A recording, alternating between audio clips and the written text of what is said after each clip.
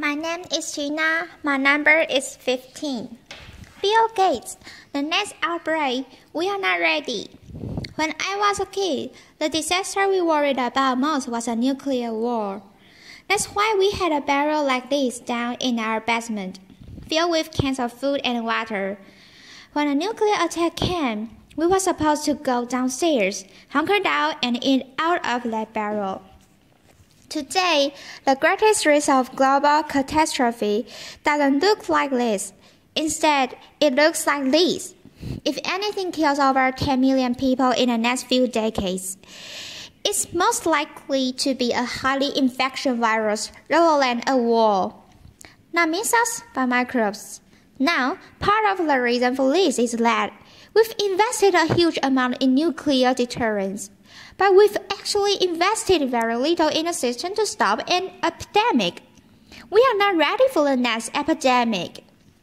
Let's look at Ebola. I'm sure all of you read about it in the newspaper. Lots of tough challenges. I followed it carefully through the case analysis tools we used to check polio eradication. And as you look at what went on, the problem wasn't that there was a system that didn't work well enough. The problem was that we didn't have a system at all. In fact, there's some pretty obvious key missing pieces. We didn't have a group of epidemiologists ready to go, who would have gone seeing what the disease was, seeing how far it had spread. The case reports came in on paper. It was very delayed before they were put online, and they were extremely inaccurate. We didn't have a medical team ready to go. We didn't have a way of preparing people. Now, Medicine Sans Frontiers didn't a great job orchestrating volunteers. But even so, we were far slower than we should have been, getting the thoughts of workers into these countries. And a large epidemic would require us to have hundreds of thousands of workers. There was no one there to look at treatment approaches, no one to look at the diagnostics, no one to figure out what tools should be used. As an example, we could have taken the blood of survivors, processed it, and put that plasma back in people to protect them. But that was never tried. So there was a lot that was missing, and these things are really a global failure. The WHO is founded to monitor epidemics, but not to do these things I talked about. Now, in the movies, it's quite different. There's a group of handsome epidemiologists ready to go. They move in, they save the day, but it's just pure Hollywood. The failure to prepare could allow the next epidemic to be dramatically more devastating than Ebola. Let's look at the progression of Ebola over this year. About 10,000 people died, and nearly all were in the 3 West African countries. There's 3 reasons why it didn't spread more. The first is that there was a lot of heroic work by the health workers. They found the people and they prevented more infections. The second is the nature of the virus. Ebola does not spread through the air, and by the time you are contagious, most people are so sick that they are bedridden. Third, it didn't get into many urban areas, and there was just luck. If it had gotten into a lot more urban areas, the case numbers would have been much larger. So next time, we might not be so lucky. You can have a virus where people feel well enough while they are infectious that they get on a plane or they go to a market. The source of the virus could be a natural epidemic like Ebola, or it could be bioterrorism. So, there are things that would literally make things 1,000 times worse. In fact, let's look at a model of a virus spread through the air, like the Spanish flu back in 1918. So, here's what would happen. It would spread throughout the world very quickly, and you can see over 30 million people die from the epidemic. So, that is a serious problem. We should be concerned. But in fact, we can build a really good response system. We have the benefits of all the science and the technology. Then we talk about here. We've got cell phones to get information from the public and get information out to them.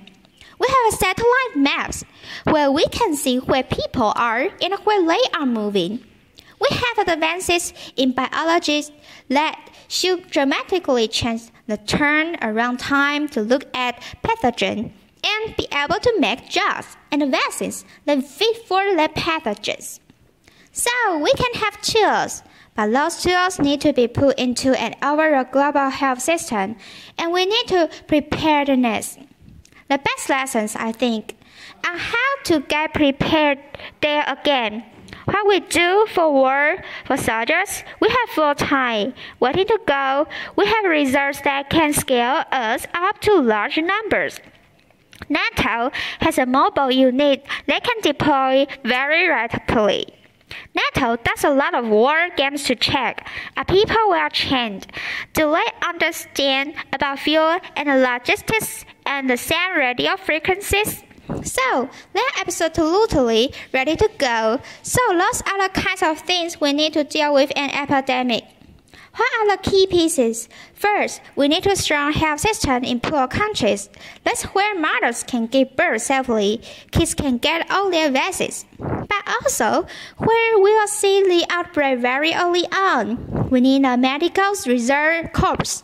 Lots of people who've got the training and the background, who are ready to go with the expertise. And then we need to pair those medical people with the military. Taking advantage of the military's ability to move fast, do logistics in secure areas. We need to do simulations, germ games, not word games, so that we see where the holes are. The last time a germ game was done in the United States was back in 2001, and it didn't go so well. So far, the score is germs 1, people 0. Finally, we need lots of advanced R&D in areas of vaccines and diagnostics. There are some big breakthroughs, like the adeno-associated virus, that could work very, very quickly. Now, I don't have an extra budget for what this would cost, but I'm quite sure it's very modest compared to the potential harm. The World Bank estimates that if we have a worldwide flu epidemic, global wealth will go down by over $3 trillion, and we'd have millions and millions of deaths. These investments offer significant benefits beyond just being ready for the epidemic. The primary health care, the R&D, those things would reduce global health equity and make the world more just as well as more safe.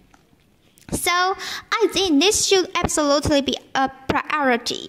There's no need to panic. We don't have to hoard cans of spaghetti or go down into the basement. But we need to get going because time is not on our side. In fact, if there's one positive thing that can come out of the Ebola epidemic, it's that it can serve as an early warning, a wake-up call, and to get ready. If we start now, we can be ready for the next epidemic. Thank you.